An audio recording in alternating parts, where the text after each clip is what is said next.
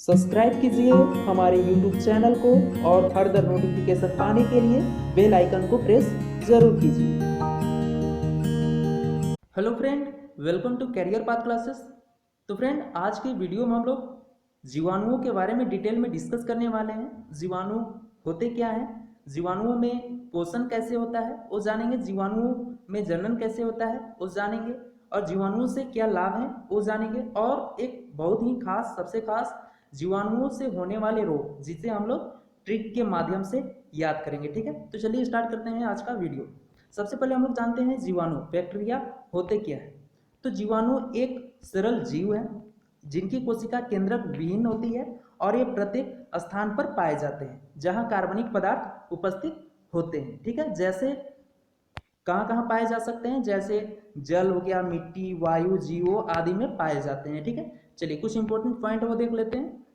जीवाणु की खोज 1676 ईस्वी में वैज्ञानिक एंटोनी वान ल्यूवेनहॉक ने की थी। ठीक है, और इसलिए इन्हें जीवाणु विज्ञान के जनक, फादर ऑफ बैक्टीरियोलॉजी कहा जाता है। ठीक है, चलिए अब आगे देखते हैं जीवाणुओं में पोषण। जीवाणुओं में पोषण कैसे होता है। तो कुछ जीवाणु मृतोपजीवी होते हैं, ये अपना भोजन मृत पादपों एवं जंतुओं से प्राप्त करते हैं। जैसे एग्जाम्पल में देखें तो एजोटा बैक्टर जीवाणु, ये क्या होते हैं, मृतजीवी होते हैं जो अपना भोजन मृत पादपों और जंतुओं से प्राप्त करते हैं। ठीक है, नाम क्या है, एजोटो बैक्टर जीवाणु। क्लियर है, चलिए आगे देखते हैं।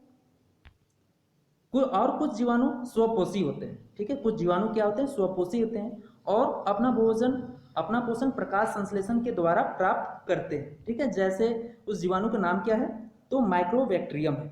ठीक है, चलिए आगे बढ़ते हैं। नोट है कुछ, आप नोट कर लेना। जीवाणु की कोशिका भित्ति पेप्टाइडोग्लाइकेन से निर्मित होती है। जो जीवाणु की कोशिका भित्ति होती है वो किससे निर्मित होती है, पेप्टाइडोग्लाइकेन से निर्मित होती है। ठीक है, और जीवाणु की कोशिका झिल्ली प्रोटीन व फास्फोलिपिड से निर्मित होती है। जो जीवाणु की कोशिका झिल्ली होती है वो प्रोटीन व फास्फोलिपिड से निर्मित होती है। ठीक है, चलिए अब जीवाणुओं में जनन कैसे होता है वो जान लेते हैं। तो जीवाणु द्विविभाजन के द्वारा जनन करते हैं। जीवाणु होते हैं द्विविभाजन के द्वारा जनन करते हैं, जिन्हें अलैंगिक जनन कहते हैं। ठीक है,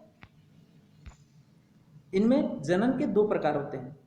कितने प्रकार होते हैं जनन के, दो प्रकार। पहला है समयुग्मन और दूसरा है रूपांतरण। तो चलिए दोनों को डिटेल में जानते हैं। समयुग्मन में होता क्या है, तो संयुग्मन में होता है दो कोशिकाओं के जुड़ने से आनुवंशिक पदार्थ के आदान प्रदान को संयुग्मन कहा जाता है। ठीक है, दो कोशिकाओं के जुड़ने से आनुवंशिक पदार्थों के आदान प्रदान को संयुग्मन कहा जाता है। ठीक है, अब रूपांतरण की बात करते हैं। रूपांतरण में होता क्या है, बाह्य माध्यम से डीएनए लेकर अपनी आनुवंशिक पदार्थ में परिवर्तन करना रूपांतरण कहलाता है। ठीक है, चलिए नेक्स्ट है जीवाणुओं से लाभ। अब देखते हैं जीवाणुओं से क्या क्या लाभ होते हैं वो जान लेते हैं। पहला है भूमि की उर्वरता में वृद्धि। जीवाणुओं से क्या लाभ है, तो भूमि की उर्वरता में क्या करते हैं, वृद्धि करते हैं। राइजोबियम जीवाणु वायुमंडलीय नाइट्रोजन को ग्रहण करके मृदा की उर्वरता में वृद्धि करते हैं। ठीक है, ये जीवाणु दलहनी फसलों की जड़ों में पाए जाते हैं। जो राइजोबियम जीवाणु होते हैं वो कहाँ पाए जाते हैं, दलहनी फसलों के जड़ों में पाए जाते हैं। ठीक है, चलिए नेक्स्ट है दूध से दही का जमना। तो लैक्टोबैसिलस नामक जीवाणु दूध में उपस्थित लैक्टोज को लैक्टिक अम्ल में परिवर्तित करके दूध को दही में परिवर्तित कर देते हैं। क्लियर है, चलिए आगे देखते हैं। हमारा तीसरा है प्रतिजैविकों के उत्पादन में सहायक होते हैं। जो बैक्टीरिया होते हैं, बैक्टीरिया क्या करते हैं, प्रतिजैविकों के उत्पादन में सहायक होते हैं। नेक्स्ट है जैविक खाद के उत्पादन में सहायक होते हैं और जैविक खाद के उत्पादन में भी सहायक होते हैं। ठीक है, चलिए अब जीवाणुओं से होने वाले रोग के नाम को क्या करते हैं, ट्रिक के माध्यम से याद करते हैं। ठीक है, ट्रिक क्या है वो देखते हैं। ट्रिक ही काफ़ी अच्छा है, आप ट्रिक को क्या करना, एक दो बार रीड करके अच्छे से याद करना, जिससे क्या होगा, जीवाणुओं से होने वाले सभी रोगों के नाम आपको काफ़ी आसानी से याद हो जाएंगे। ठीक है, ट्रिक क्या है वो देखते हैं।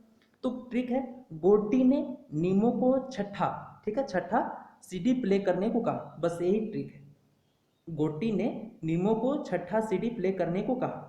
अब देखते हैं क्या क्या बनता है, क्या ट्रिक निकल के आता है। तो गोटी, तो इसमें सबसे पहले गो से हमारा क्या बना, गोनोरिया।